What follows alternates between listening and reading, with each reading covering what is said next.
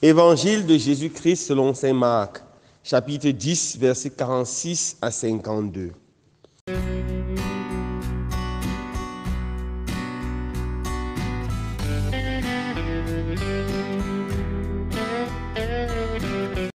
En ce temps-là, tandis que Jésus sortait de Jéricho avec ses disciples et une foule nombreuse, le fils de Timée, Bartimée, un aveugle qui mendiait, était assis au bord du chemin.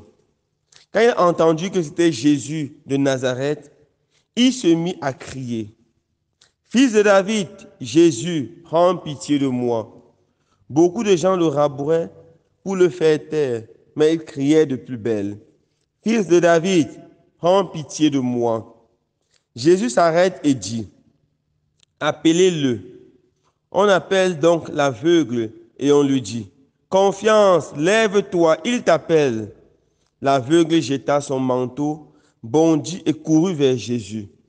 Prenant la parole, Jésus lui dit, « Que veux-tu que je fasse pour toi ?»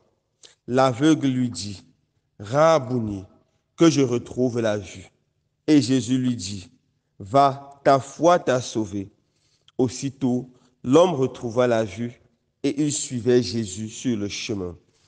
Acclamons la parole de Dieu. Louange à toi, Seigneur Jésus.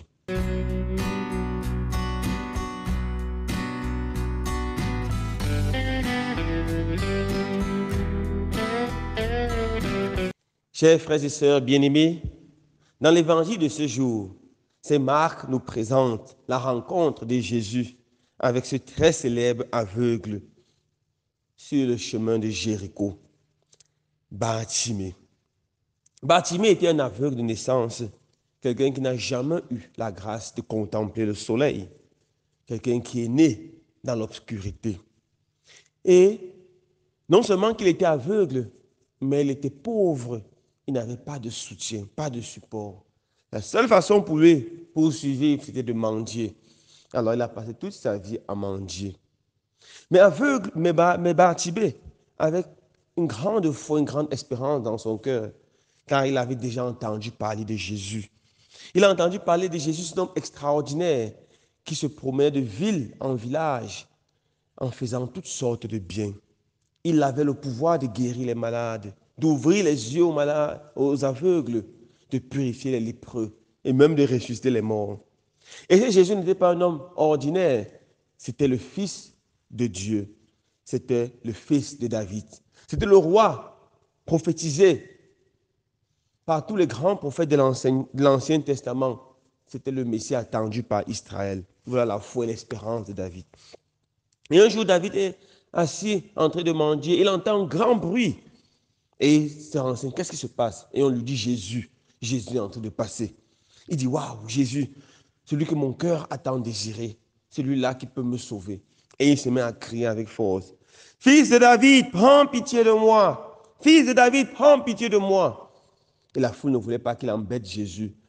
La foule lui dit, arrête de faire du bruit, arrête.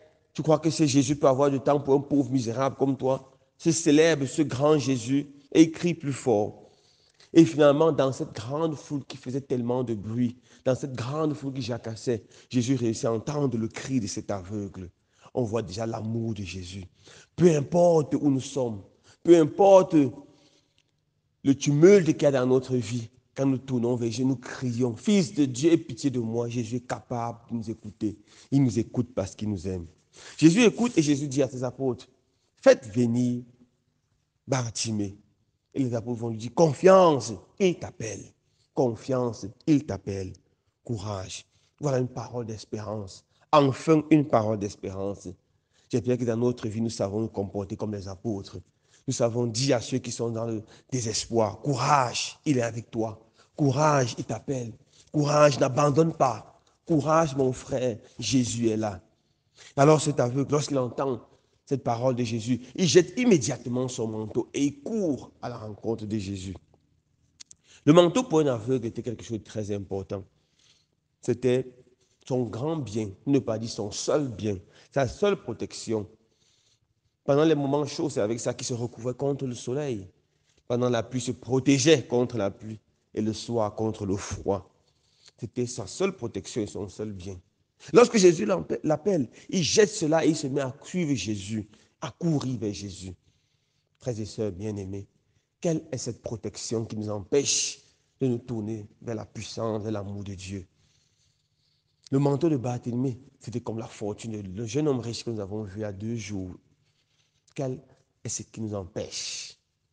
Nous devons réfléchir, identifier cela et jeter, afin d'aller plus libre vers Jésus.